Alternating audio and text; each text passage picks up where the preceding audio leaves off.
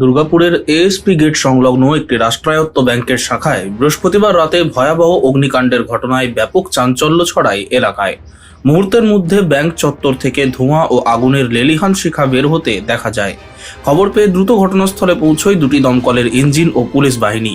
দমকল কর্মীরা যুদ্ধকালীন তৎপরতায় আগুন নিয়ন্ত্রণে আনার কাজ শুরু করেন। প্রাথমিকভাবে দমকলের অনুমান শর্ট সার্কিট থেকেই এই আগুনের সূত্রপাত হয়ে থাকতে পারে, তবে কিভাবে আগুন লাগলো তা খতিয়ে দেখা হচ্ছে।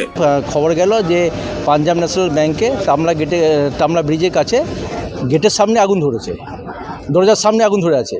সেই হিসাবে ফার্স্ট টাইমে আমরা একটা ইঞ্জিন পাঠাই, ইঞ্জিন এসে দেখে ভিতরে পুরো আগুন জ্বলছে।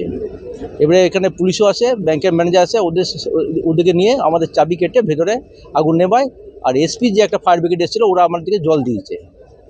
এখন দুটো ইঞ্জিন, একটা ইঞ্জিন কাজ করেছে, একটা ইঞ্জিন জল সাপ্লাই দিয়েছে। आके हम देखें कि यहाँ पूरा आग लगा हुआ, फायर ब्रिगेड के लोग आके आग को बुझा रहे हैं। ठीक है, बस मैं वही देख रहा हूँ। आग तो बहुत था, बहुत धुआं निकल रहा था वहाँ से। ठीक। Bureau report, street voice digital.